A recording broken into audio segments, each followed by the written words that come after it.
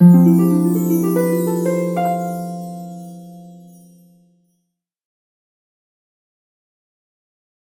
sent you a detailed interview with her done by Daniel, which is very interesting because for 45 minutes you come to know what this young lady has done in the space of the last 30-40 years of her life. With amazing work, and many people say women don't have role models, they don't know what to do. This woman is a complete 100% A1 role model for any girl who wants, or any woman or even young man who wants to know what to do with his life without having to spend it in college and all that thing that young people do nowadays. But how to really move out of the rut and do something helping people out. And she has really helped the people who nobody really helps. And she's got all on her side, she's got a huge battalion of people whom she has helped, from people who are affected, children, to women who have been affected by domestic violence, all that.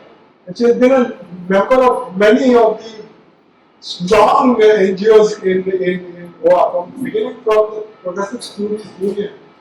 Progressive Students Union, 80s, they managed to give an agitation to get 50% discount for all students traveling by public transport, which is valid till today. And it's because of people like her. At that time, 80s, now they're 45 years gone, and it's still prevailing. And that's what you call lasting impact, and something can last for so many decades.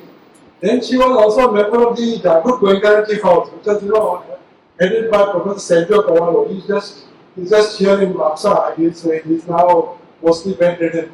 I go to see him once in a while. And he's the one who went to the airport in 1988 with cowden and rotten eggs to protest against these condo tourists were coming. That's the beginning of charter tourism in Goa.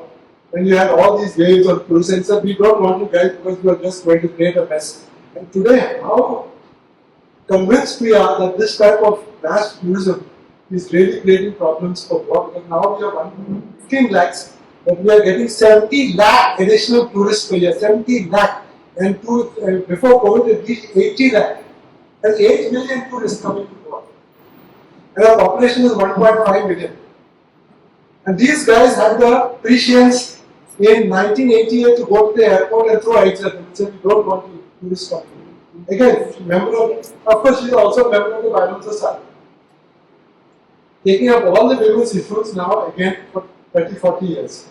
And finally, the other organization in which she is involved, and mostly as a legal advisor and as a trustee, is of course Street Providence.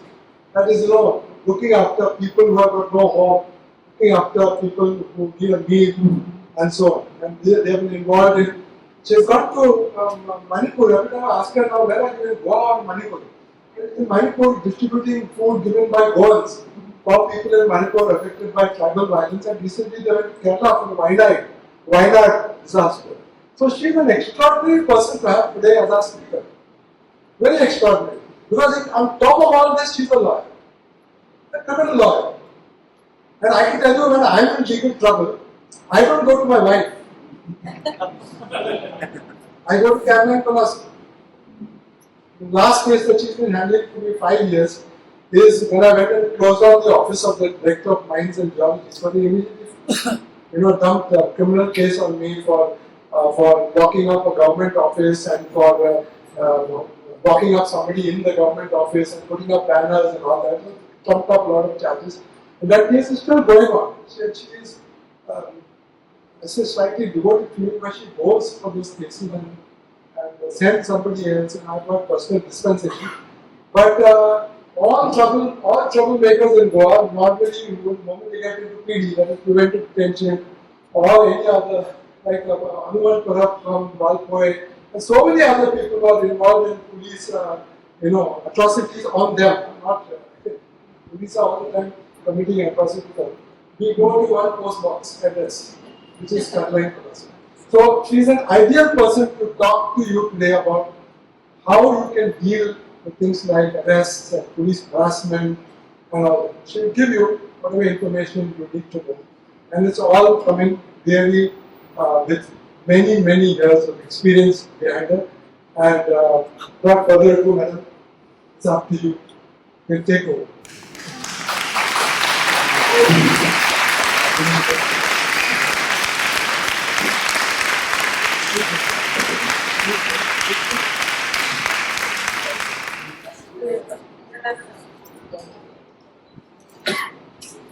Yes.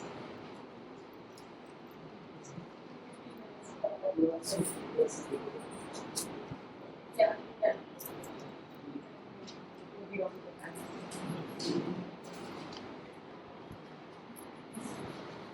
So thank you, Lord. That was like extensive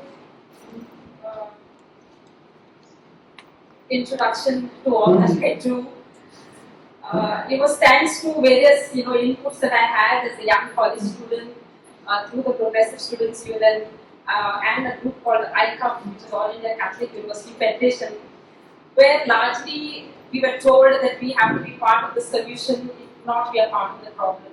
So a lot of these kind of, or we live in an unjust world and we will not leave it the way we found it.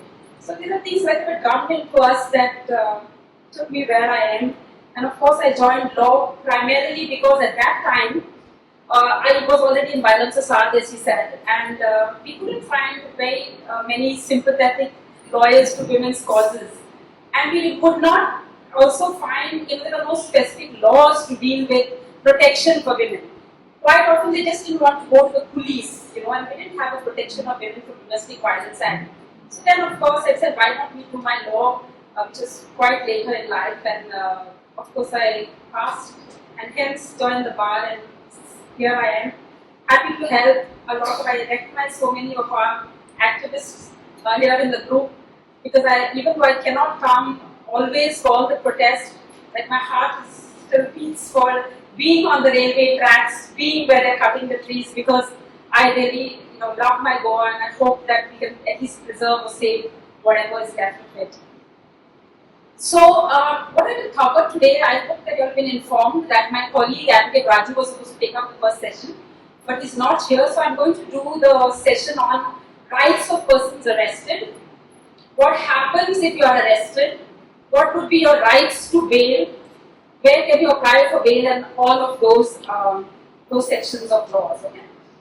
Now, first and foremost, you'll have to excuse me that I do not know the sections offhand, because we have recently been thrust upon with 3 new laws. I can't even pronounce them, but like the initial CRPC, it was so easy to pronounce, we always call it CRPC, is now Bharatiya Nagarik Suraksha Sanhita. Okay, so BNSS. It has the word Suraksha there, which doesn't even give me an idea that it's some procedure, because in my limited Hindi, I think Suraksha means protection. Yeah, but anyways, this is the BNSS is what was initially the CRPC, so this is largely what I will cover, because that's what covers sections of arrest, bail, preventive arrest, which I'll do this later. We have very easily the Indian Evidence Act, which perhaps my colleague will deal with, which largely really you don't need to know today, but to say that is the Indian Evidence Act. It's now called the Bharatiya Sakshya Adhiniyam, if I pronounce it right. So it's not really much changes, honestly, in this. I don't really know why we were thrust in, because they could have made just 1 or 2 amendments rather than give us, because under this Indian Evidence Act, which only largely does a lot of electronic evidence being part of evidence, where electronic evidence is now considered as a document, there's not really too much changes in the Indian Evidence Act that needed or warranted a whole new act. And of course, what we normally knew as the IPC, which was so easy for us to say, section so and so of the IPC, is now Bharatiya Nyaya Sanhita. So that one is BNSS and one is BNS. Okay, so little confusion there. Again, this could just largely has just about 6 or 7 new sections in this new BNS for the ones who knew the old IPC. So I don't really know, they could have just done an amendment, and some of the changes are quite weird, I will say. Because when the minister said that he wanted to bring about Indianness in these laws, and that's the reason for these new laws, I suppose they had to bring some sections which show how Indian we are. Because initially, the former Indian Penal Code, which was from 1872 onwards, was drafted by Lord Macaulay, if you know, and it had 511 sections. In like quite unimaginable that you could think of 500 sections in the IPC. So now, of course, they added something very Indian, acid throwing. I don't think in any way other parts of the world you will have, you don't like the girl, she said no to you, then we throw acid on her face. So of course very Indian. You have dowry there. Don't like the wife, she's not cooking enough for you, put petrol and burn her. So these are the very new Indian sections that they have added, and some very weird sections like there was already there a section called voyeurism, where basically you catch a woman naked in her private space, or you disrobe a woman. So initially the section was only a man could disrobe a woman. Now they're very proud to say disrobing and voyeurism is now gender neutral. So therefore, women disrobing women is also an act. Women capturing women in her private act is also gender neutral now. So these are some few sections. And just a very strange section, but I thought was theft. Everyone knew theft, right? When you take something from somebody illegally which is not yours, was theft under the old IPC. Now they got a new section called snatching, which basically means that we grab it very fast. So if I take this very slowly, this mobile phone is theft, but if I grab it in a fast manner, it's a new section called snatching. So this kind of very funny kind of laws, but be that as it may, old dogs have to learn new tricks, so we are saddled with BNS, BNSS and the BSA. So I don't know all the sections, but I know the law. Okay, it's just the sections have got so mixed up. Like I feel bad because every time we used to say even under the IPC it was Article 420 and we knew it meant cheating. Whenever you want to call something, now 420 is no longer, it's some other section of cheating, but not 420. All right. So so largely, if we are activists, right, we would hopefully need to come onto the streets, because I think courts, we still look at it as a last alternative. We are getting very good judgments, but we do not, and I'm quite sure Claude will agree, to go as a first instance to courts, because then once you're there, you know, it's like being taken up and, you know, like, so therefore you cannot protest. So protest would still be, whether it's Bhutani and all, we have seen the power of protests and, you know, all over the country, and of course Goa has still its power and its value when the government sits down to listen. But its disadvantage would be, then of course, whether you'll be arrested, whether there's an FIR against you, and then of course, as Claude said, 5 years down the line, court and court procedures. So, prior to you knowing when can the police arrest and if arrested, what are your rights, you would just have to know just a few things, that it is still all accused. Obviously, because of trumped up charges by the police, innocent still proven guilty is the dictum of law that still stands, not changed and cannot be changed by any new law. So you are innocent till ultimately the judgment comes and says the section is proved and you are guilty for so and so offence. Okay. So that is the first thing that you would have to remember. And this right is so strong that even the constitution under particular article 22 has got an article which says no accused can be forced to incriminate himself. So if ever you guys ever read in the papers sometimes that, oh, this guy is guilty because he has confessed, don't believe that, because at least after my lecture you have to know that any confession to a police officer, zero value. Okay? So if they say but he confessed, they're just trying to bias your minds that he's guilty, but if they try to bring it before a court of law, they cannot bring it because it is hit by a section of the Evidence Act which says no confession to a police officer admissible in evidence.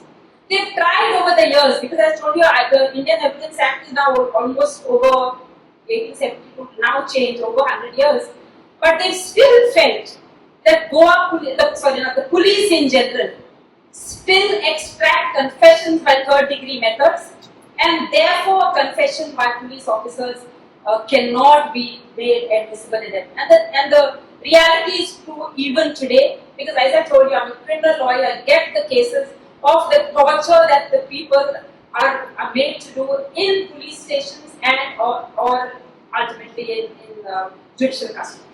So there are two kinds of custody also, just to know, not custody as such, but police custody means at the police station. So that's one kind of a custody.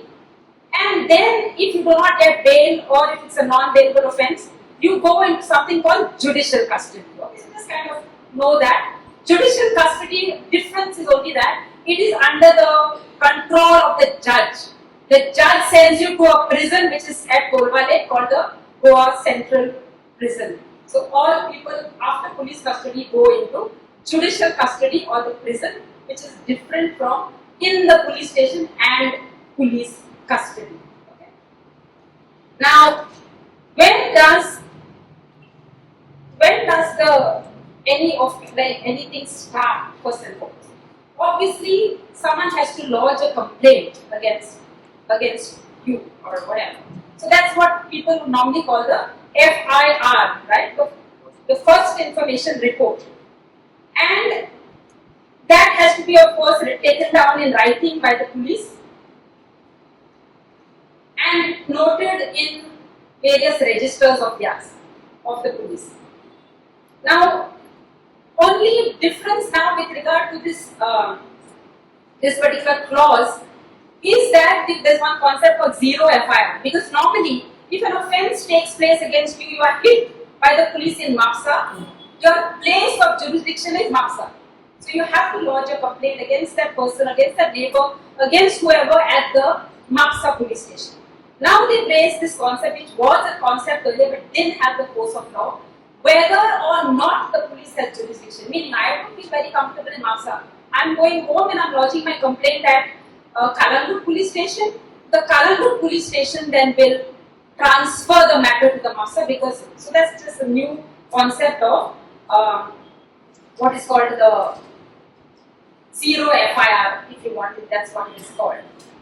Now, after the police lodge their complaint or the FIR, should you get immediately arrested or not? So there are two kinds of things, just two words please remember. There are huge lot of definitions, but you all have to remember these two. One is called something called a cognizable offence. That is, note that down, and I'll tell you why. And the second kind of offence is called a non-cognizable or NC complaint. And you need to know that there are these two kinds of complaints, because if it is an NC, non-cognizable. Now, what's the meaning of non-cognizable? Largely, to give you a simple thing, that they are simple offences. It's still like someone gives you a slap, a neighbor. It is an offence. Nobody can slap you, but it's not serious enough for the police to put their neighbor in custody and behind bars. So it's called an NC complaint. Okay? So when it's an NC complaint, the police cannot arrest for sentence. They keep that thing into an NC register. That's about it. If you want further, then you move the magistrate, etc. So why I say you should know, because many times I've heard from activists, "Kaits karu na police in. Getler complaint ani magin, just have kept quiet about." Because perhaps check the section. If it is an NC, the police could not do it. If it is a cognizable complaint, which is mostly for sentences of 3 years and above, like,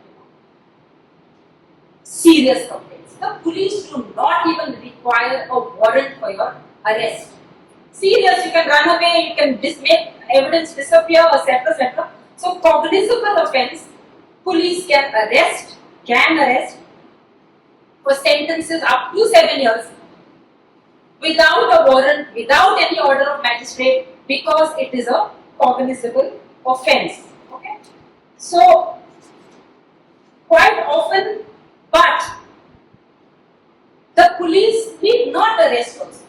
So in both the circumstances, if for example the police do arrest, they have to write it in the diary and in their make a record of it as to why they are arresting. And if they are not arresting also, they have to give a reason as to why they are not arresting. Now if they are not arresting, perhaps many of us also heard recently, and there was a big protest about some person who insulted religion, what we felt. Okay, so question was, why was he not arrested? Right. So the police have the powers, and they will go under the shelter that if we send that person a notice and he says he's going to comply with whatever we want, coming for investigation, reporting to the police station, and the police makes note of it, the police need not arrest. But for us activists, for the people like us, they will find reasons. Oh, he's not saying anything, he's not telling out the names of other people, not cooperating with the police, a very broad term, and we need to recover that danda, but some unforeseen danda, whatever reasons they will find, like Claude just put one banner on that Mines Department, Damage to Public Property Act. It's quite, so they can find sections, because I told you there are over 500 sections in the BNS now that they can find to use again. Obstructing government servant from carrying out his duties. Hanuman Parab and all, they are stopping mines from illegally taking the ore, but no, stopping the government servant from taking. So sections are plenty. They will find reasons to keep you in custody, but to to say that okay, fine, that we are proceeding with the registration of the FIR. Okay.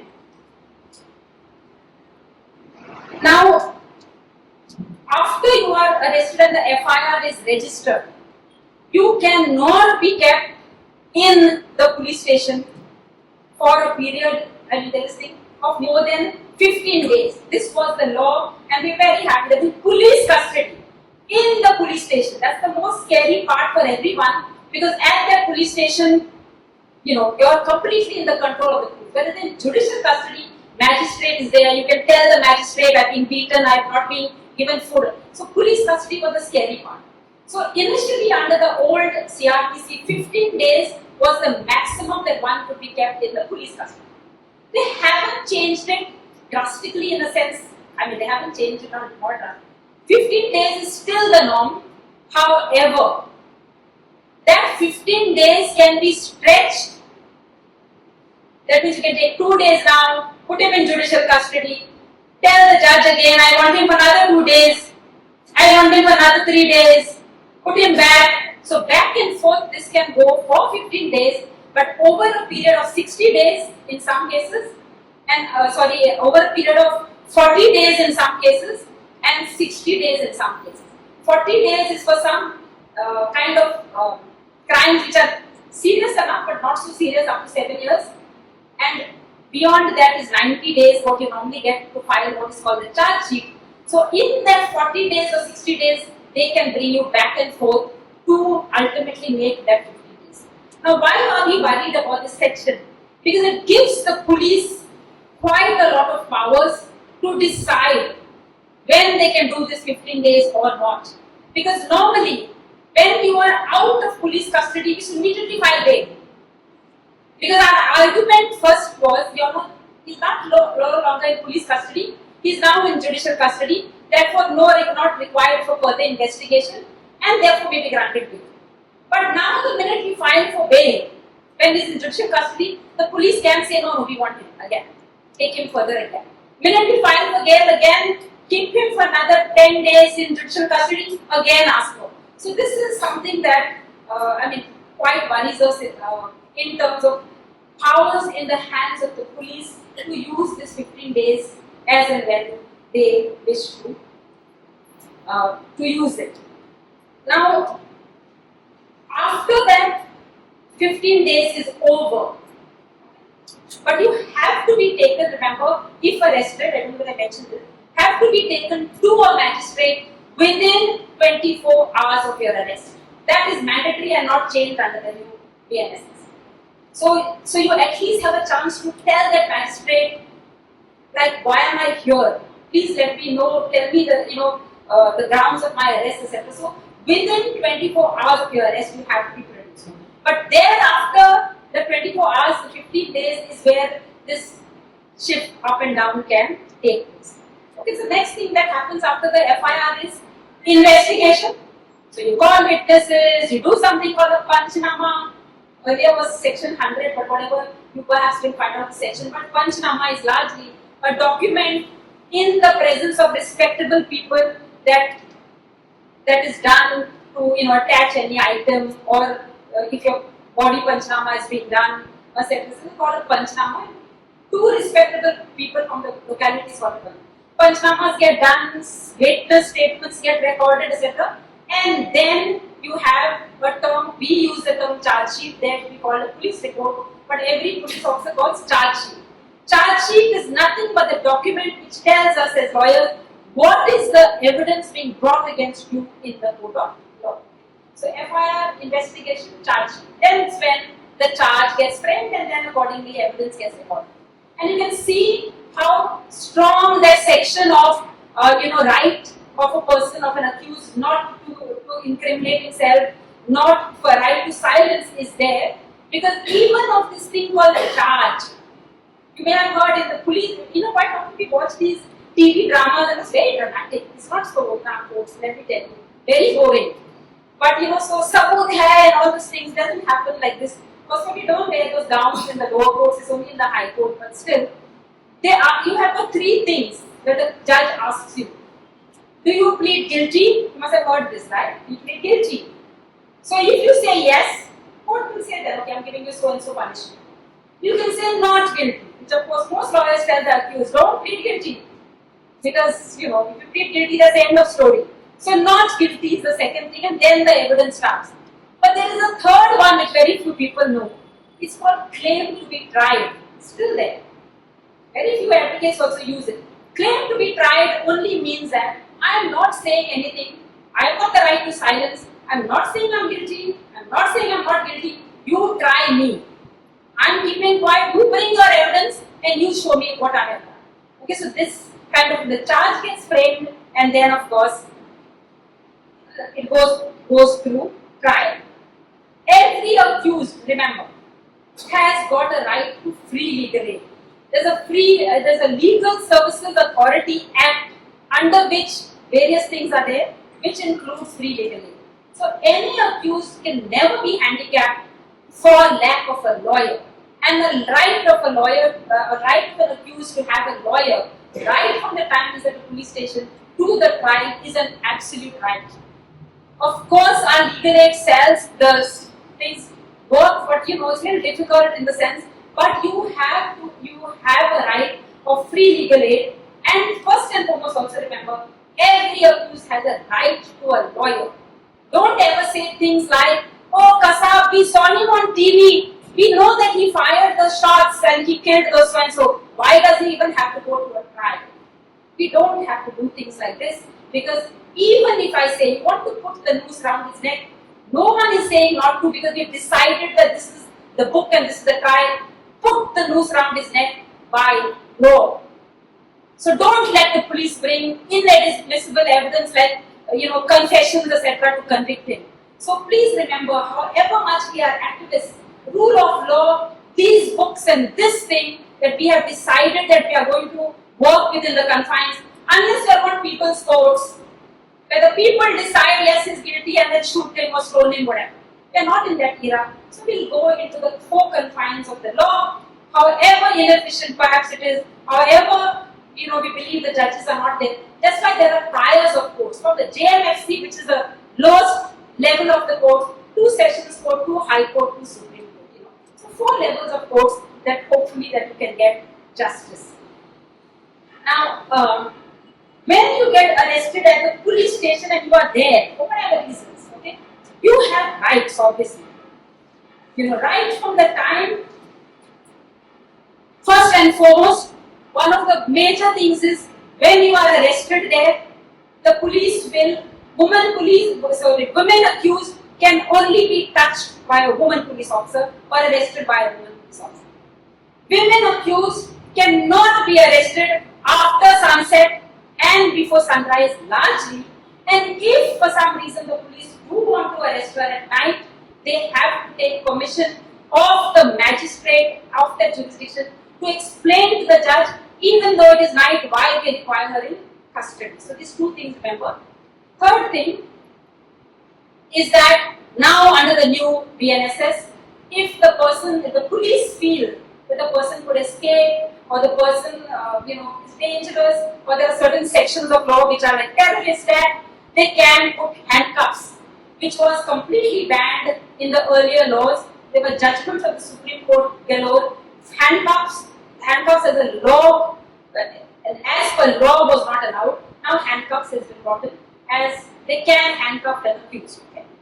So the first thing, remember, when you are at the police station, see that the police has got clear identification of his name and his designation, PSI, ASI, and the reason is there were so many cases of people beaten up in police custody, police custodial deaths, and when we used to ask those people, I dealt with the case for a very long time of a young boy from Colasso, completely wrong identity, beaten black and blue, his hand was swollen this much, and then the police said, oh sorry, we got the wrong guy. We started various things, matters still going on.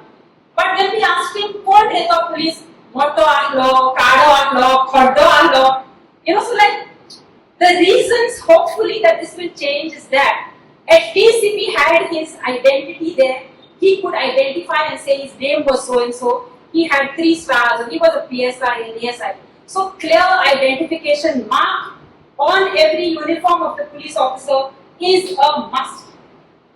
Now, soon as he is arrested, the police have to do like an arrest panchnama, and that arrest panchnama is signed by the arrested person to know that I'm there, and by any relative or a friend that that the accused may know, the police may know, so that the family is not hunting for this poor guy or girl and doesn't know where he is.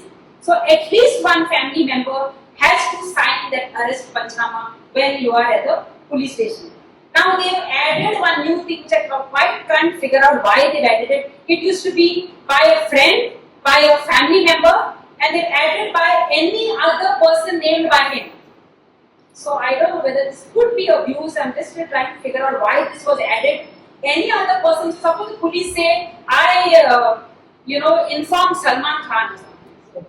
I don't know whether that would serve the purpose, because it's not a family member, it's not a friend, person known, named by him.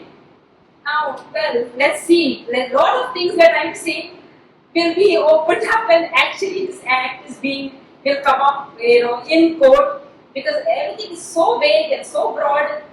Even this electronic evidence, which they have said now, a lot of this electronic evidence, our courts are so ill-equipped. Our computers don't work.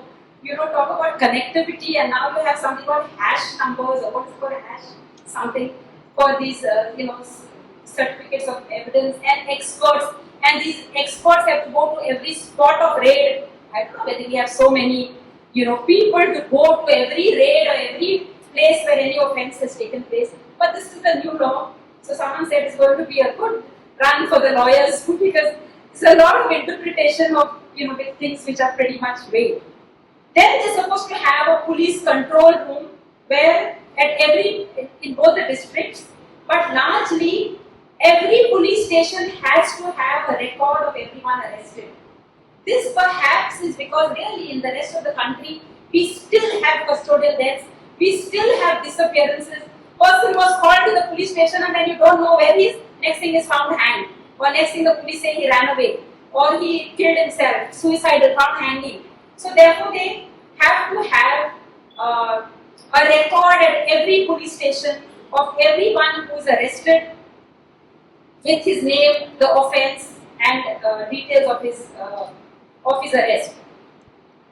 The third thing that you have to be told. It sounds simple, but honestly, I can tell you from 25 years of experience, is what are your grounds of arrest? Why are you arrested?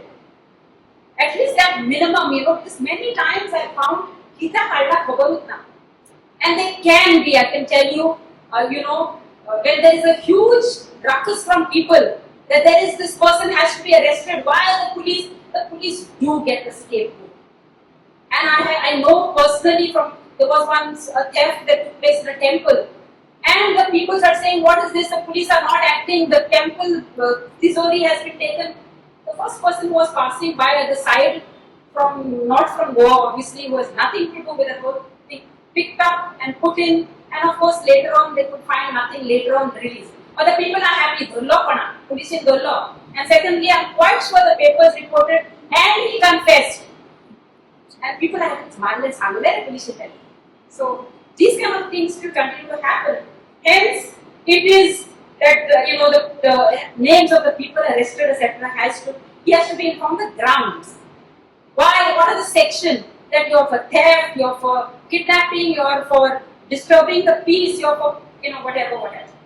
And whenever they search you, when you're at the police station, they have to make a panchnama of whatever is on your body. You may have an expensive Rolex watch, They have to make a note in the panchnama of all the things and all the stuff through an arrest panchnama of the things, so that later on perhaps there's no allegation that the police have taken it. But of course, if you have 50,000, the police will show 10,000 in the panchnama. So it still doesn't serve your purpose, but it is some amount of record of that there has to be an arrest panchnama signed by one relative, by the accused, by somebody else. So arrest panchnama is something that has to be done. And of course, the police within 24 hours, when they take you to the police station, has to record in some book as to who is the person, who is the relative that you have informed of this person arrested. Besides being in a separate book, the court has to be informed. Yes, I've informed her sister or her mother or her friend that this person is arrested. So, if you are beaten by the police, quite often people of course get scared. But remember that once you go before a magistrate, I hope that we have the courage to tell the magistrate of the way you have been treated at the police station, or bring out the fact that all these things are flouted. He didn't have an identification, he didn't have this, he didn't inform me of the grounds, so that the law gets enforced in some sort of way. I think that the police flout a lot of these things because A, we don't know, secondly, we are afraid. But we are here today as activists, so I think that if we know we complain and we tell you the authorities that we can complain, I think there could be a little more accountability at the hands of the police. Now to the question of once you are arrested, about do you have the right to bail? So, three kinds of bail measures. Okay? One is called bailable. If in the BNSS, I can't tell you all, but there are columns which tell you every section, whether it's cognizable, which court tries it, and of course whether it is a bailable offence. So if the section says that somebody slapped you, okay, the section would be say simple hurt. It's not grievous, your bone is not broken. NC case, it will not do anything. Let's assume it is a cognizable offence. Still, some injury has taken place. Police will do an FIR, then you've got cognizable offence, non-bailable offence. Okay, that's a different section. But when it is bailable, you shall be released on bail. There's no question. You shall be released on bail. So, if it is non-bailable, again many people here and quite a lot of actors say, bail is also non-bailable offence. But non-bailable does not mean no bail. It only means it's not your right, like the one which is bailable. It means you have to file an application to the court and convince the court by that reasonable grounds for believing that you are not committed the offence as the police say. But the police may say that you can say there's not even a single eyewitnesses. The others are all, hearsay witnesses or, witnesses that have come just on the spot which look doubtful, etc. Or if you're a serious offence of, whatever, you can show from the evidence that you have not committed if it's already charged it. But you can convince the court that even though it's a non-bailable offence, why you have a right to bail. So it's only a question of arguing for your right to bail. Now, non-bailable offence, they will be always, it is subject to some conditions. Now, why don't they give you bail largely? Why do they keep you inside? The whole purpose of bail or no bail is to see that you will ultimately come for the trial. It doesn't mean bail is from the end of story. No. there is a section against you, you still have to be charge sheeted, you will still come to court, and then whatever, whether you're guilty or not guilty, or finally the judgment. So they want to ensure that you will come to the court. So certain offences which are very like murder or rape or gang rape now or NDPS and all, very serious offences where mandatory 10-year sentences, life imprisonment. By the way, the new BNSS, they have brought out something called community service. So I really don't know who is to monitor this community service and who will give the certificate. Yes, go and clean the toilets of Maksa bus stand. Community service. Who will check whether they did it or not? Nothing is clear, but leave it to see what kind of community service is being granted. So bail, they will put you conditions. And when you find a bail application for a non-bailable offence, you have to inform the court that largely you will be available for the trial. So how do you show the court will be available for the trial? I am going somewhere. I got this house, I got a family, I got small children. Better we have small kids because then the court thinks at least hopefully will not leave them and run away. Or you have an aged mother that you have to look after. So convince the court that you will be there for the trial. Okay. Then of course that you will not tamper with witnesses. You will not go and induce question and tell them don't come before the court. So these are things that are mentioned in the section that the court will see that alright fine, because in case you violate those conditions, so all bail if granted is conditional. I read in the papers conditional bail. Not bail is conditional. It's not absolute. Minute you violate, you go and induce a witness, you go and tamper with a witness, the court has got the powers to cancel that bail because you have violated a condition of bail. So largely non-bailable offences also you can get bail, convince the court, and then you will have to give something now that under the new BNS made very complicated for no reason at all. We had this right through functioning very well, a concept called surety, bond and a personal bond. Okay. Now in the new BNSS they have called it bail bond and bond. They have defined now. It makes it a little confusing because bail bond and bond, sometimes they say that they release on bail bond, some places they say they release on bond. So you have to be a little more careful. We didn't have that confusion earlier. Bond in their meaning now, bail bond means bond with sureties. Now what's the meaning of surety? Surety is somebody or some person who will vouch for you that you will come to the court, or will vouch that I am taking responsibility for you, so that person is your surety. So when the court says I am releasing you on bail with the bail bond, it means sureties. Okay. Then the surety form is there, that forget. I mean, that's normally the lawyers does his name, his address, that he's not stood as surety for many people, because you get some people who with money can stand as surety. Stand, give me 10 things, foreigners and all, honestly. Obviously, from where will they get a local surety? So they pay money and someone stands surety, and there are some people called stock sureties. 10, 15, 20 people also just put surety. So now they make it a little more regulated. You have to state in your bond that you have not stood as surety for any other person now. So that is called what's called a bail bond with sureties. Plain bond is something called personal bond. I am standing surety for myself. No bond, no sureties. Okay? So that kind of a thing also the court can give. So they will specify bond, bail bond or bond.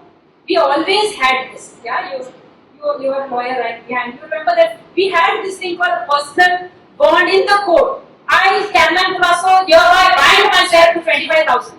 That's called a personal bond. Now they call it a bond, then they call it bail bond. So just to remember the terms, made it much more complicated with a whole lot of explanations which are unnecessary. The courts know how to check for the veracity of a surety. Has he got money, etc. Now what does the surety do? He stamps surety by giving some kind of document which of that value of that bond. So the court says 50,000 bond with 2 sureties. So that 50,000, how can you give it? We normally tell everyone to get an FD, fixed deposit receipt, which will be stamped by the court, and you cannot use that FD throughout the trial till the case is over, till the surety is discharged. It is stamped by the court and the note is sent to the bank that is FD is not to be used. If they violate and the court wants to take that surety money, the court can recover that surety money by just taking it from the bank. It's a very simple, easy way of a surety. You can also give an RC book of a vehicle because the vehicle is valued at 1 lakh or 2 lakhs and your bond is 50,000. The RC book stamped by the court also works as a surety. Okay, so these are bail as a surety for the bail bond and of course bond.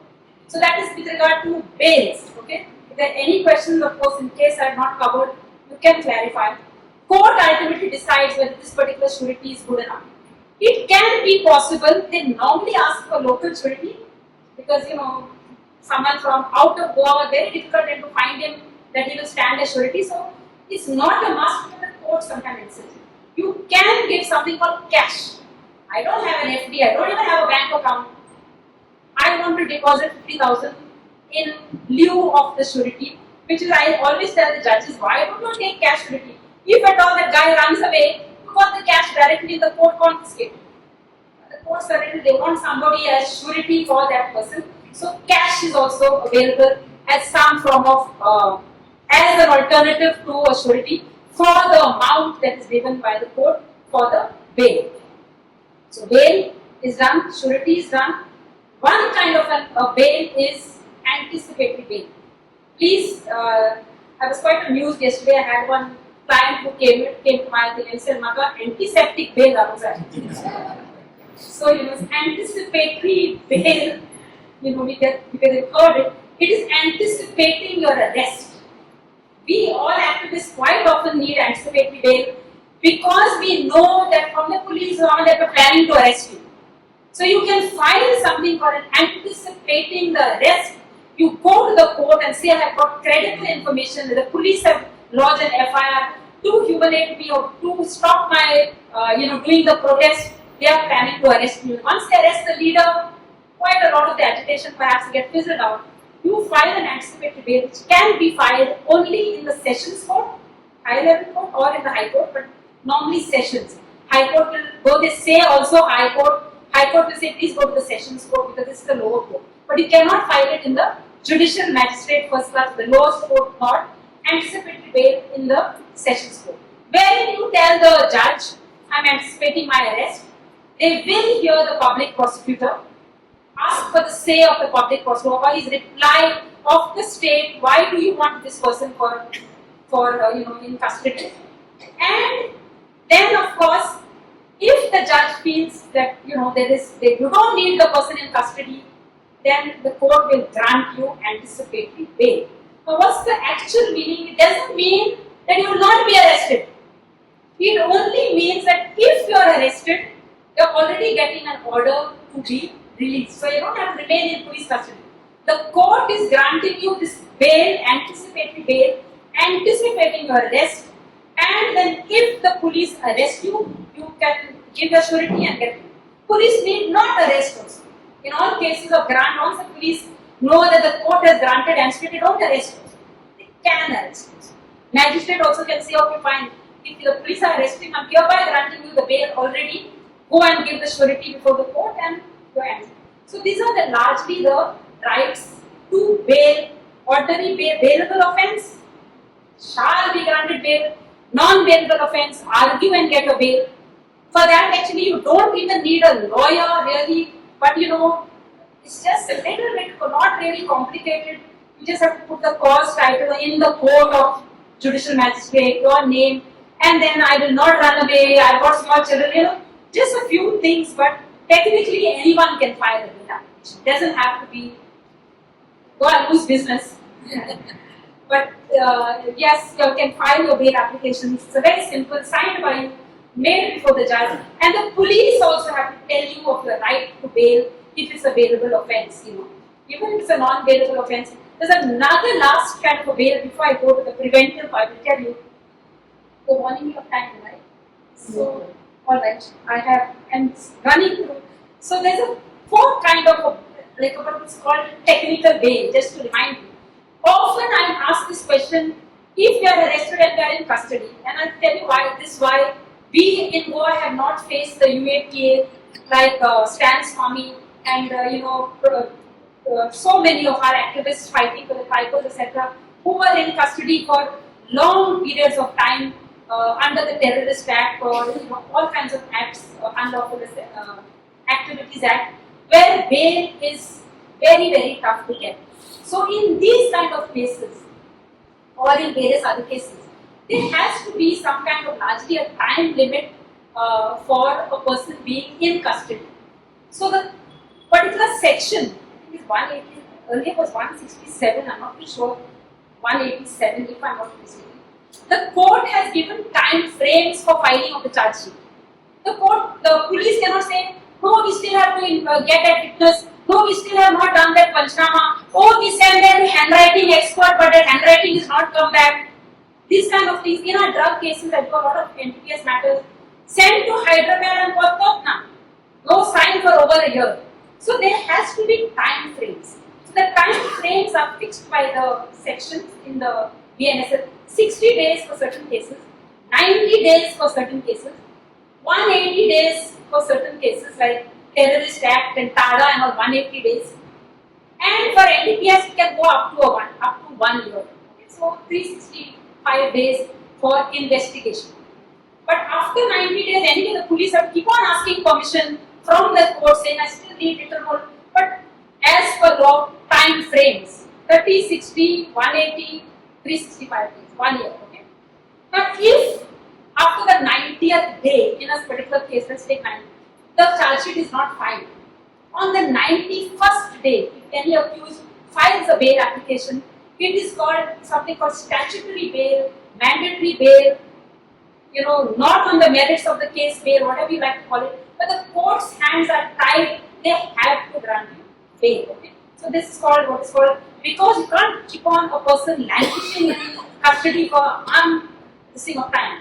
Now in this case, when the UAPA stands for, they were not perhaps even the charge sheet, but they refused to give them bail, saying that they will not be available for trial. But inside, prior to charge sheet, these are the time frames that you would get for filing a charge sheet for the court to give you mandate. So be on the 91st day, be the first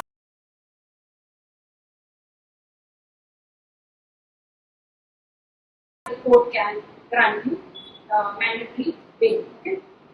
That was the thing. And now, so most of our activists perhaps would not really need these kind of heinous things that but you just need to know. At the police station, I've explained to your rights, or that there are time frames for filing of charge sheets, so that if at all ever you have come to know that people, because now the new section, there's 111 section, which is incorporated a lot of the things of the UAPA, where you can perhaps be kept for long periods of time using like that you're a terrorist, because anything can come under that definition. It's very, very broad. So there is a fear now that the state perhaps can use very logically, and very difficult then to get bail. We've seen how many of our activists have been inside languishing and not granted bail. But only thing to maybe, if you like to call it a positive glimmer, our central jail is quite good. You get chicken once a week at least. You get fish curry rice every day. Sometimes we don't eat fish curry rice. As compared to, honestly, I'm telling you, people call it, there was one of my accused, he was in here, and then he was arrested in Rajasthan. So when I met him, he had reduced to half his size. So I told him what happened. So he said we should eat the food here, and then I realized how Goa jail is a 5-star hotel. It's quite good. Because if any of you guys have ever read the heartbreaking book by Arun Ferreira, he's a professor in JNU, and it's called Colors of the Cage. As activists, if you have time, please read it. Colors of the Cage, 6 years in Yerawada jail, Pune, where he tells you heartbreakingly, at really long time, I lost a lot of sleep, where he says the highlight of the day in Yerawada jail is when one rat comes into our lockup and we manage to trap it and kill it and get some protein from the rat. And this is his life story. So I'm saying, honestly, I've been in prison, I've been in custody for a lot of activities that we did as a group. The one that we protested at the airport, we were all arrested including now people who have become judges, etc. But it was for a cause, but it's not that bad. If you're in there, nothing wrong. Gandhi went to jail, etc. And it's not so horrific. It's only that people do get scared because it is nevertheless custody. So people come to me and say, they don't, I should file so I can imagine it is a scary thing. I know how scared they are to come to court. Brave as you are when you have to stand into that witness box and say, I swear in the name of God, I'll speak the truth, the whole truth. And it's very scary because you don't know what can come at you and what are the questions, what is evidence, and that you think that, but I saw him, but that cannot be the law, then maybe that is not evidence. So it is a very scary thing. But I think once you're armed with the law, once you're prepared mentally that this is something I'm going to do for a cause, it doesn't become so very ominous. And of course, if you're armed with your rights, I have a right, but I forgot to tell you, right to a lawyer of your choice. I'm quite sure this thing gets flouted, because I know the police have their own favorite lawyers. They will never call Colasso, for sure, because we know that we'll ask them 101 questions. So they call the safe lawyers because they tell the accused, take this lawyer, you will get bail. Because ultimately the police have to give their say to the bail. They call it a say or a reply. And then if it is a safe lawyer, they will say, may be granted. If it's Colasso, they will say, may not be granted. We want him in custody.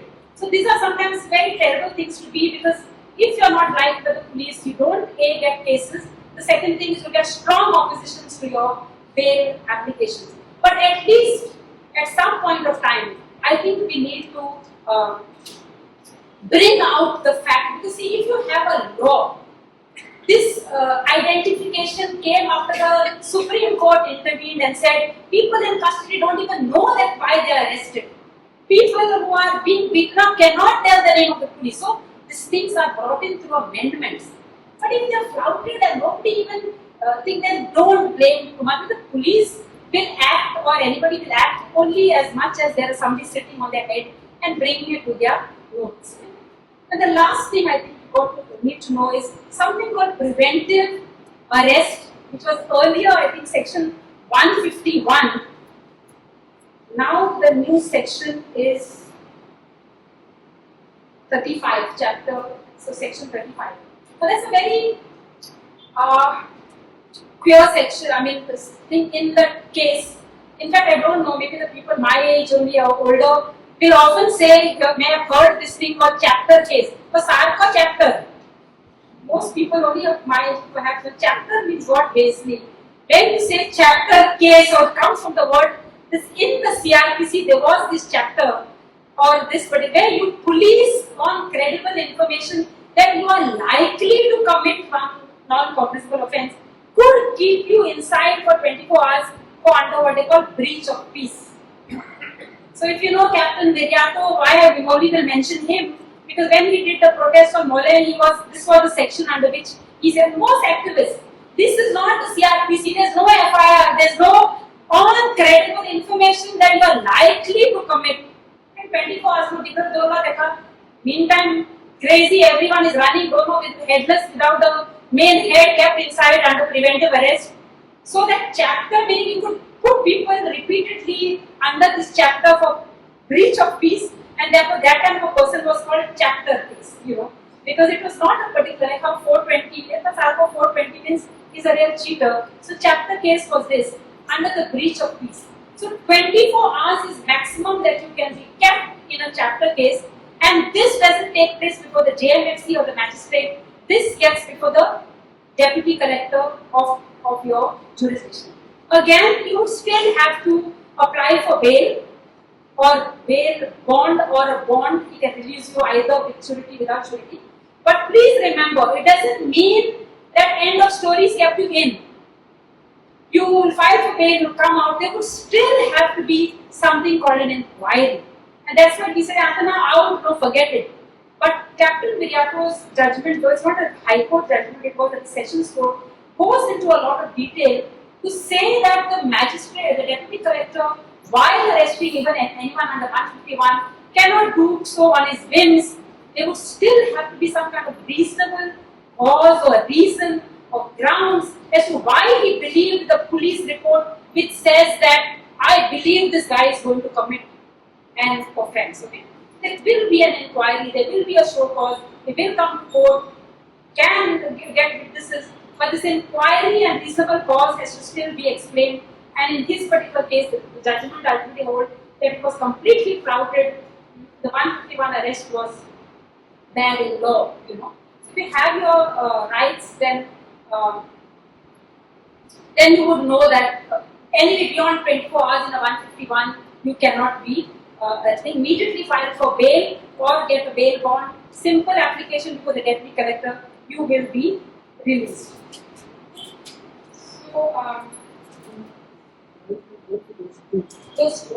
So now this to end. Besides, this is the law now with the BNSS, IPC and Evidence Act. There are two important bodies that are there in Goa, which I think you as activists need to know about. It is under the Human Rights Act, 1993, if I'm not mistaken. It is called the Human Rights, it's called the Protection of Human Rights Act 1993, and under this Protection of Human Rights Act 1993, there are two important bodies that are constituted. One is called the State Human Rights Commission. Has anybody visited it or anybody knows of this?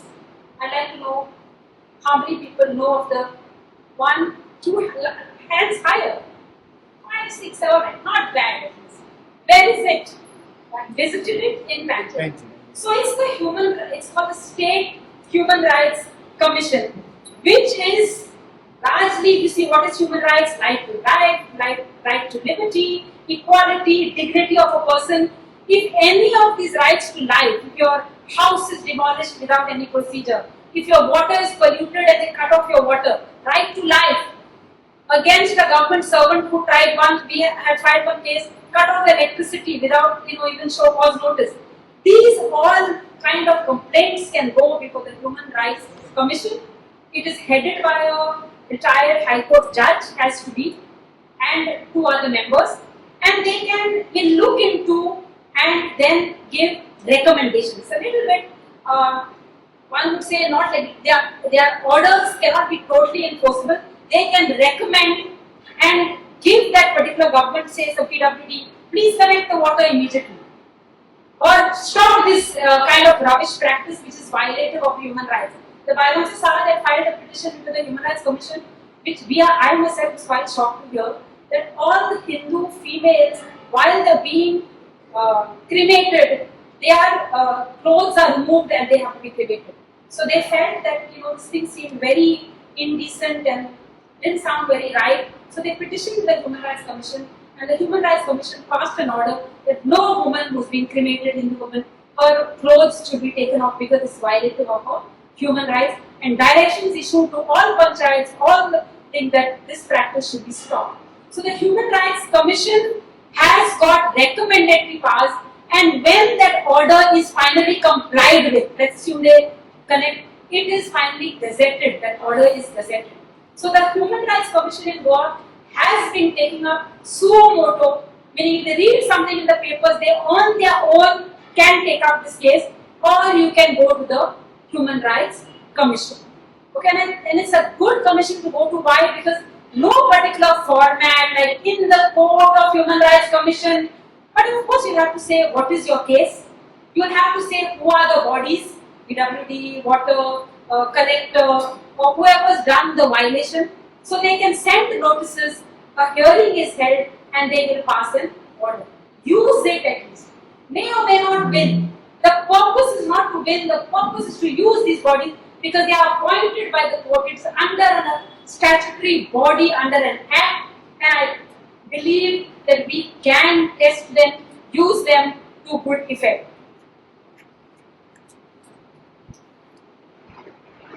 Of course, there's a time limit of 1 year before for filing any kind of violation before the Human Rights Commission. There are also human rights courts, but again, if you want to actually go for a trial and not a recommendation, The human rights courts are, all the sessions courts are also given additional charge of the human rights court. The second important body that you need to know about is called the Goa State Police Complaints Authority. Now, anyone has used that authority, know about it? Yes, one. With positive results or yes, good. Anybody else? Dinesh, you can see one half hand. So, yes, one. Okay, so 2 people, 3 people are at home. Not too bad. Considering this is almost, over 15 years or more, I suppose, it was constituted. What? It was.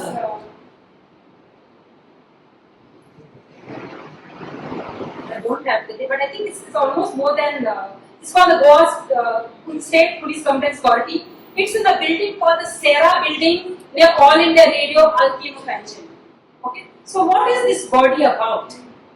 It came out of the result of a very famous judgment called Prakash Singh and others versus Union of India way back in 2006.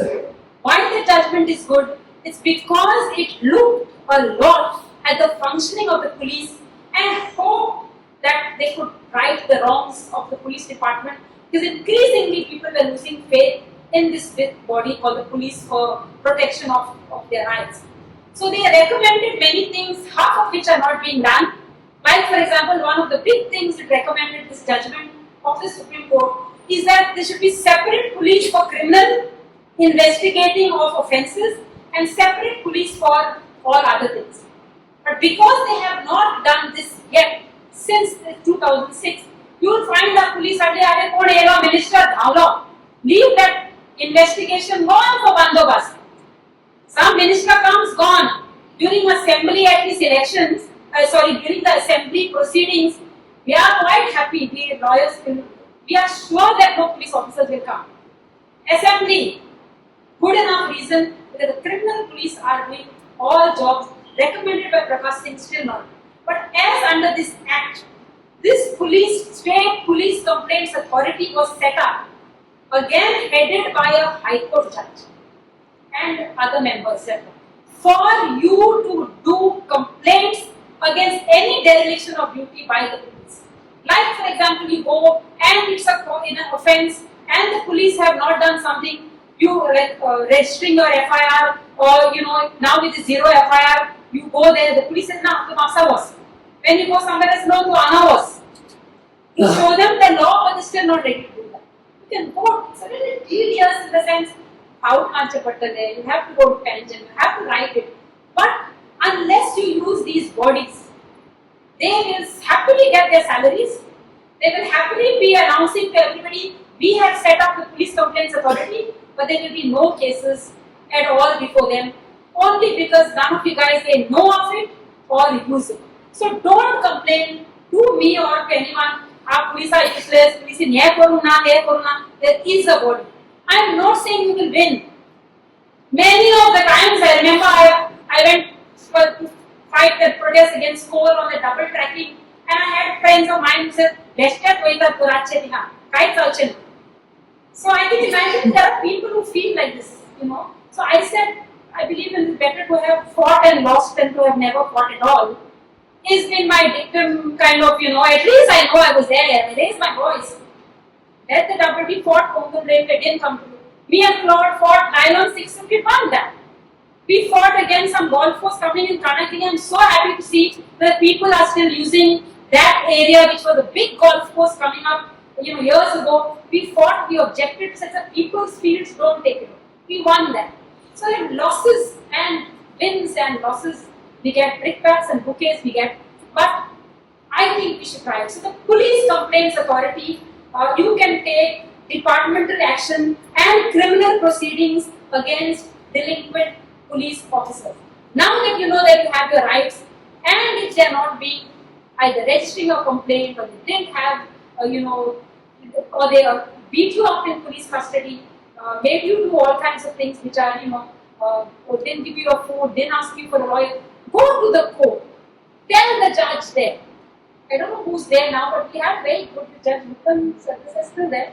It's a very tough judge, a very good judge, to be a session judge, retired as a high court judge. Use it and see, you may not get good cases. but I think it is worth trying. So similarly, for every other thing, there is for women quite often this swing force, but I don't think anyone even has that number saved. And therefore, the government, they go for a jury to ride in the swing vehicles because no complaints have come. Then you have a one-stop crisis center for women.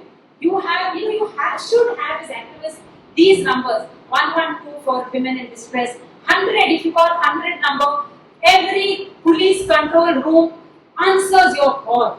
They do. If it doesn't, make note of the time. Go and complain to the police complaints. Write a letter to the superintendent of police, to the DYSP. See that it gets redressed. Sometimes things are so simple. I keep giving these talks to a lot of college students.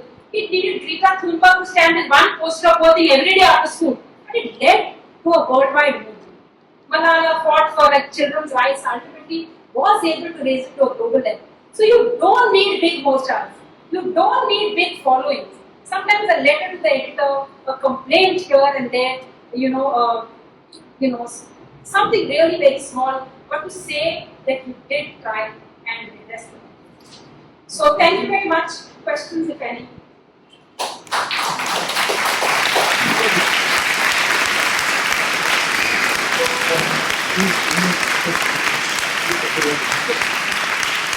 Okay, floor is open. Do I see any hands up? Yes, no. Good evening, thank you. The explanation is very good. I've heard this word remand before. Can you explain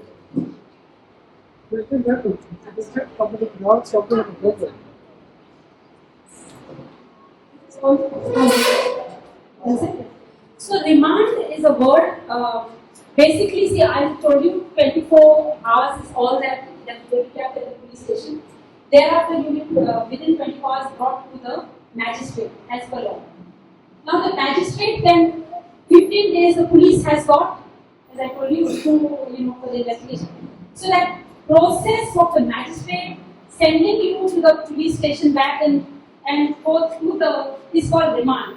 So the police, when they go to the magistrate, they ask the magistrate, give me remand of 3 days. So that is 3 days there, and the accused is remanded back to the magistrate after 15 days. Let's assume also that you are sent into judicial custody, and the trial is on. Every remand from the magistrate back into judicial custody for the trial is called a remand. So you continuously get remanded back and forth for the purpose of a investigation earlier or for the trial. So that's called remand. Next. I just want to ask about UAPA.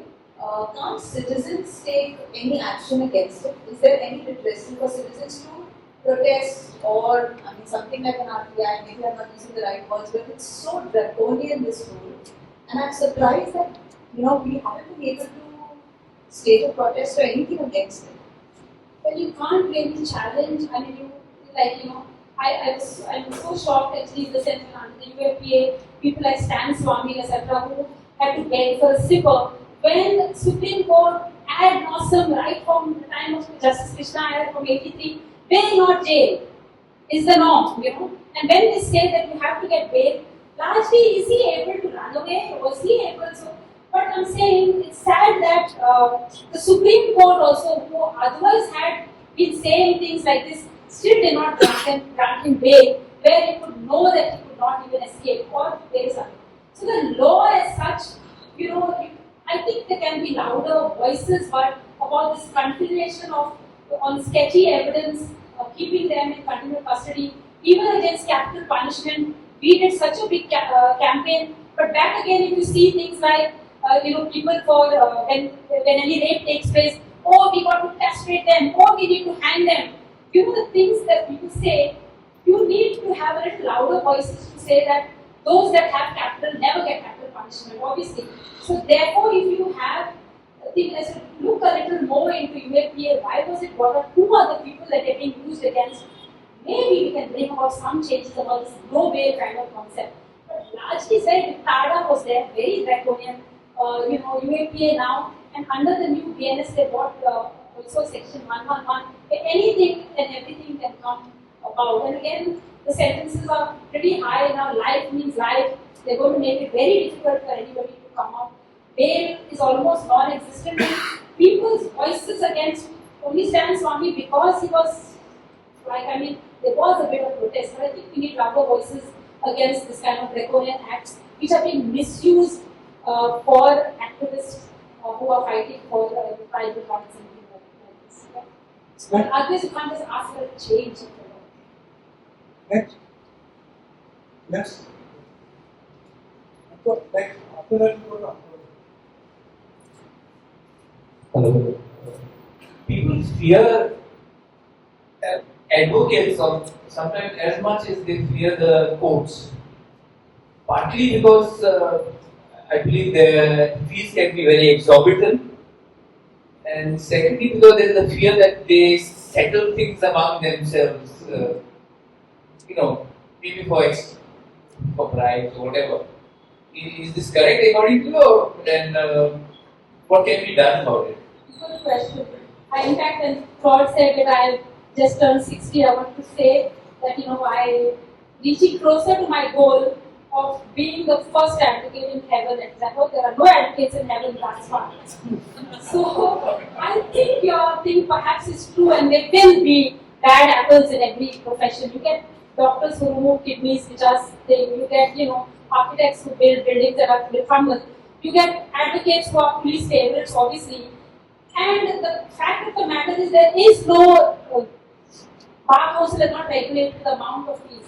And more you become senior counsel or more you just say you're practicing in the high court, you might just go only once. But you can say that you're a high court lawyer and that immediately commands higher fees.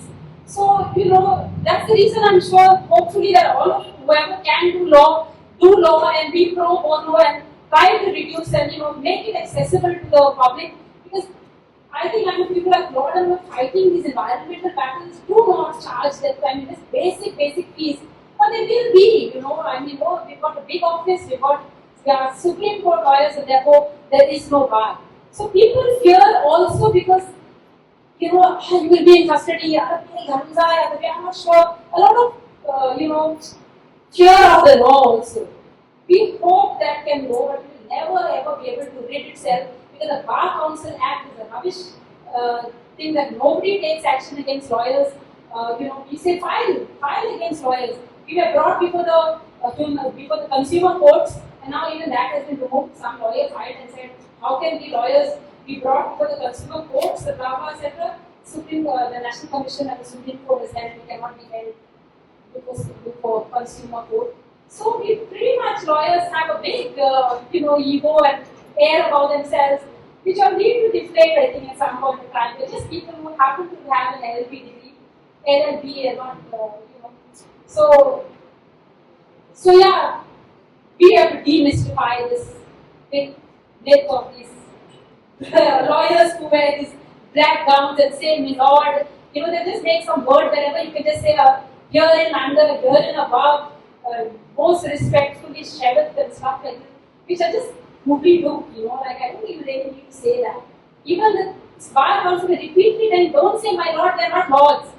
It gives them a big honor. No one is saying this. We refuse to call them your honor or sir, which I think Norma is the only one I have constantly said yes sir, no sir.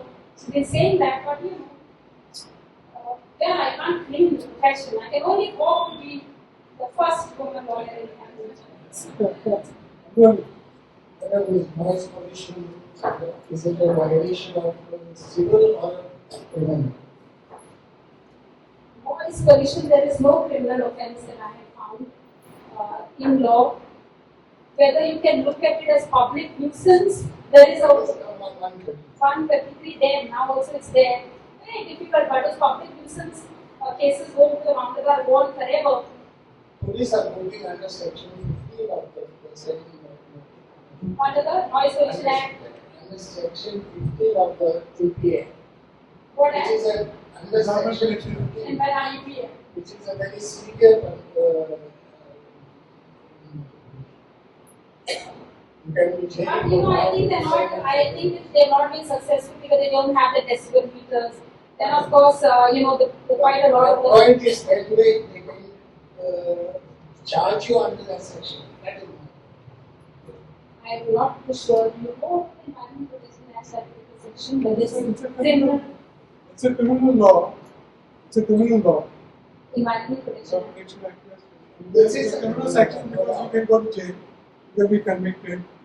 I have not dealt with single case, let me be frank, of this thing of noise pollution. I know of the petition in the High Court, but no one has come. See, even the sand extraction, etc. If you want to put it like earlier, no one would get convicted of the criminal case for sand extraction. Now they've said, Supreme Court has said, consider theft because it's a mineral resource that they are robbing. So therefore now they brought it under that, and then you can go criminally. But otherwise, largely theft of minerals was, there wasn't something that you take sand from the river could be brought under criminal. So I have not used it, so I'm not very sure, but we could try it. I'm willing to give it a try and see. take the case of Anjana. Yes. It's not a single case of Anjana. But it went as a criminal case, They have not registered it. but people have lodged the complaint under that, under that act, under that section. They have not registered it. Okay. So we'll find out, because now under this thing, if the police do not register, I couldn't go so much into the BNSS because my colleague will deal much more, Advocate Raju, my partner will deal with it in this session. But what happens if the police do not register also there? They go to the superintendent, they go to the court. So it's called like a private criminal complaint, asking for magistrate intervention to register. Question: if you are ready to persevere, you show me the complaints, we can look at the possibility. Because the law says you can go to the magistrate, ask magistrate intervention for non-registration of an account. Only 112 is an information or it can be considered as complaint. No, it's an information to call them and then register. Who registered the So whichever, from wherever you call, then they will transfer the call, first you should bring the person there. Yes. But in most cases, the police calls the complainant on the side and say, now write the complaint. Call the complaint to the site, wherever. Whichever side. Supposing I complain there is a noise pollution and so on and so forth. Yeah. It is reported in 112. Yes. The 101 calls respective police station. Yes. The police calls you because they have the number. Hmm. And maybe at 1 o'clock, whatever time. They call you and say, come now here and wait. But now under the new BNS also, let us try. I'm saying it's still new, but you can lodge a complaint by email. You can lodge a complaint electronically. So it's not yet being done, but try it. I'm just saying I don't know how it will work. Complaint has to be converted to Word file. Yes. So, but electronically lodge your complaint, and then And 1 o'clock in the night, where do you go? but no, by electronically. Yes, who will take the complaint? The music has to be stopped at that time. Who's going to take it? There has to be 24/7. Technically, I'm not saying it's possible. I'm saying, 112 is 24/7. yeah. But they never register. I know Anjana is a one case because I know how much. Not now, but right from the time we were in JGA, the Jagrut Goenchranchi Fauz, there was one particular guy who was at, I don't remember his name, Amilo or something like this, years ago. His huge thing was this noise pollution.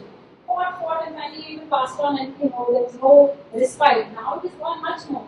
We maybe have to work out different strategies. And when we find out here we are getting stuck, let's find out. I have not used this law for the noise pollution. Simply the matter Yeah. of I think it's okay. I think that right now the High Court is seeing the Yeah, see, so and let's they see. should be able to. I mean, now the High Court has even opened up a new window for all illegal constructions in the state of Goa, and they are dragging everybody out, and they are taking very harsh decisions. Yeah, but I can understand he must be for years trying to stop it. Yes.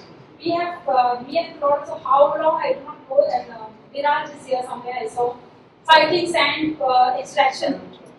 So much they were giving you coordinates, the photographs, and at it. One would say with this much data, how can the High Court not know that they did give an order, but it continues, and now again they have to go in contempt.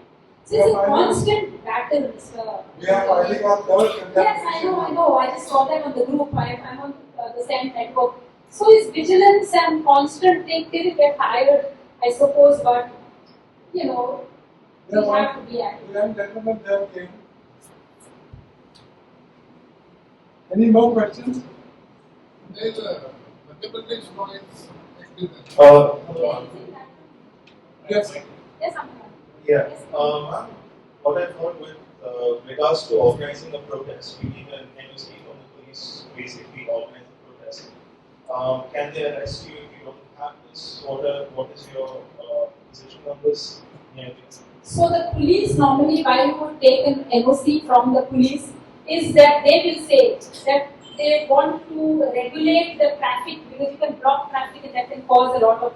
And also if you use a loudspeaker, they need permission for use of loudspeaker for the protest.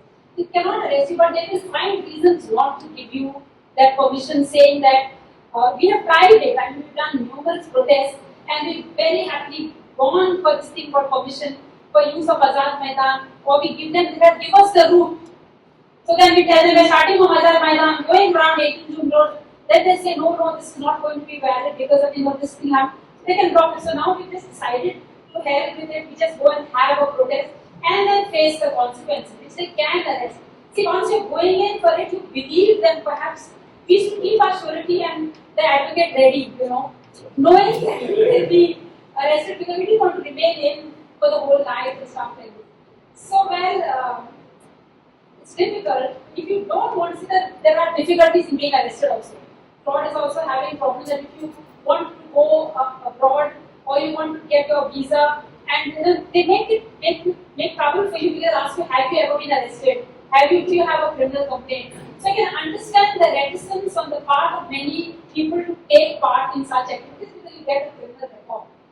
But what do? You just hope that it is large numbers, very difficult for them to arrest one. But then they will also select.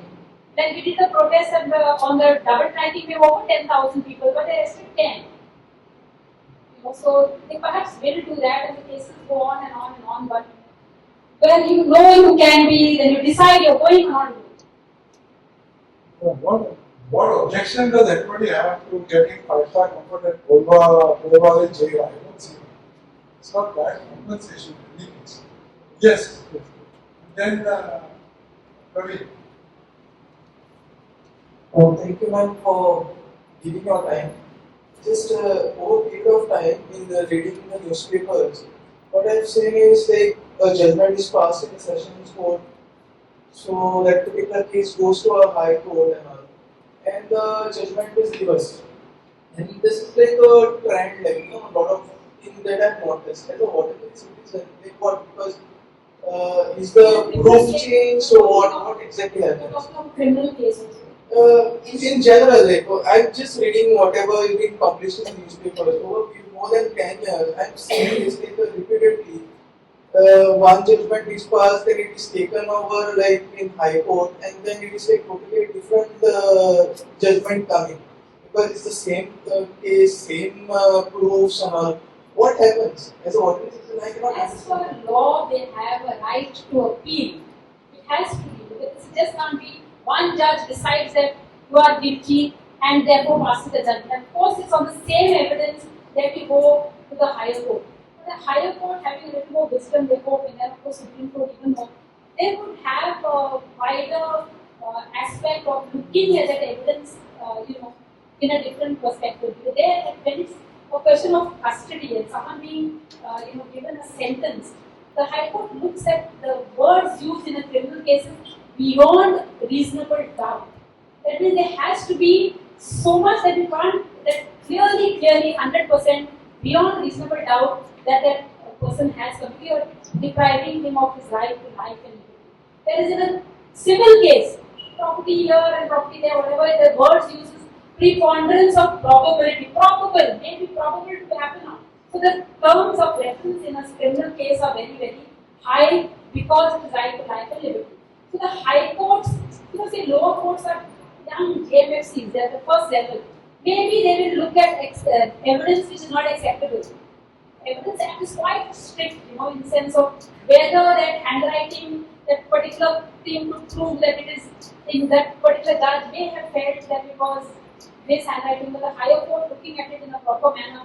Then you have to see whether the thing was sealed and packed and beyond reasonable in a drug case, for example. So many we get acquitted in the appellate court because we know plantings, we know that the drugs sometimes, so many cases, drugs have disappeared, etc. So, police can plant. So that drugs which is attached has to be so well packed and it has to have the seal of the police.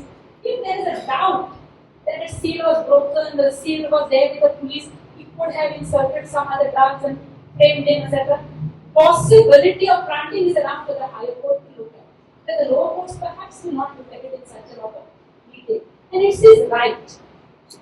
He's got the right to appeal, and the higher court will appreciate it a little more, with a little bit more wisdom. So, can happen.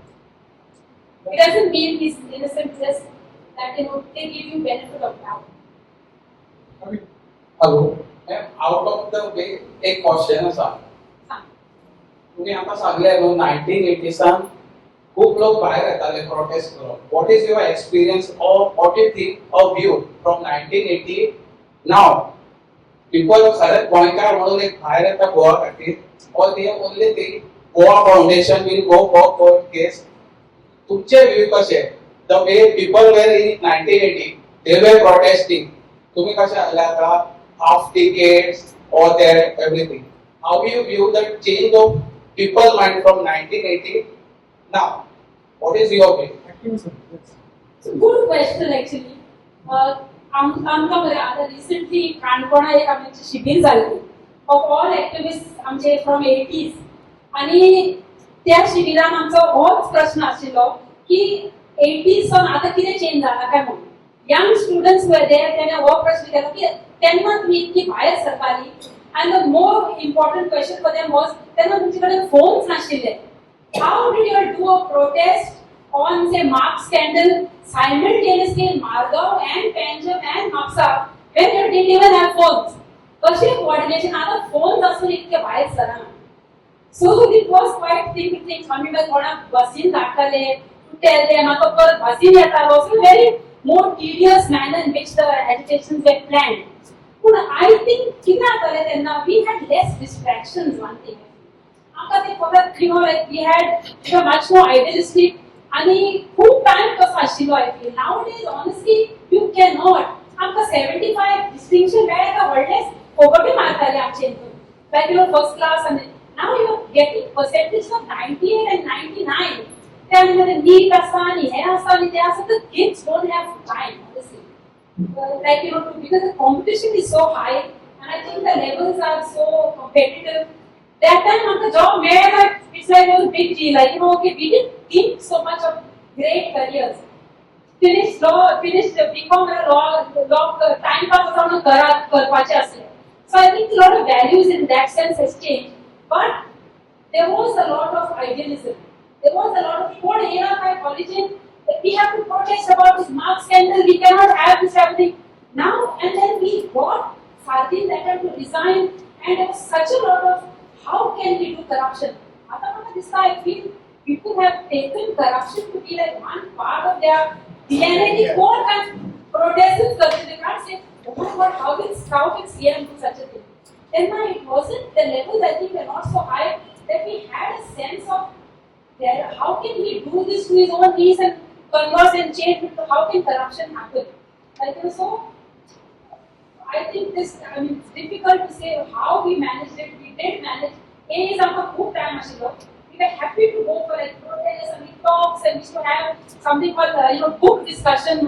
What a book article das kapital and what Marx Lenin we wasted guys scholarship too much, but we felt great to be discussing these literature of the earth. Now kids, you ask them, have you read Franz Fanon? Ask lawyers whether they've read the trial Kafka, and nobody has heard of him. Nobody has read Kafka, so like it's difficult. I don't know why they haven't read. It's like a different kind of student. They think that with internet they can find SEC criminal with a drop of a press of a button. I mean the books podun kattale. One point as the senior is to give only till 11 o'clock, 12 o'clock searching SEC 88, 89. But I think we got we did a better job that time, even though it was tedious work because we just felt we had to do. So it's not a different. I'm saying I don't think the kids are wrong in what they are doing.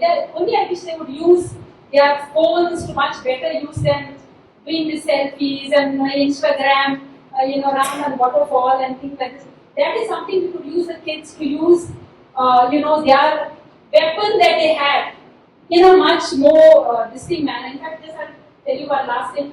One lady was part of the freedom struggle. Somebody wrote a book about unknown heroes of the freedom struggle. And one of the women we featured was one woman who used to use her slingshot, Catty Manami, Robot, or Govind. She was so good at it from Tamil Nadu, and she would sling it.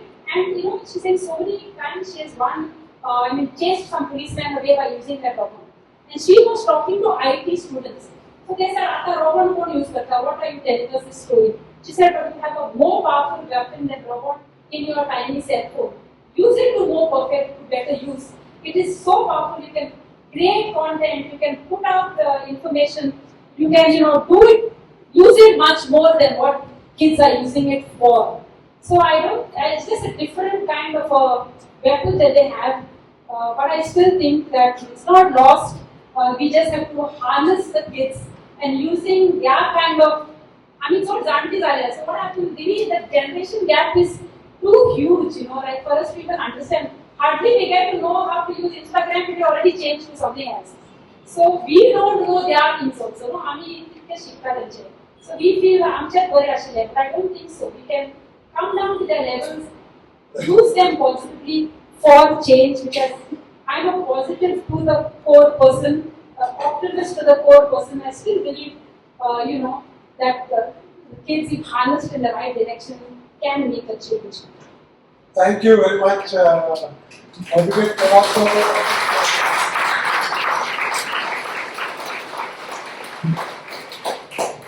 We normally the participants, as usual, we hand over a gift hamper to the speaker, which is all very priceless and invaluable things which you will enjoy when you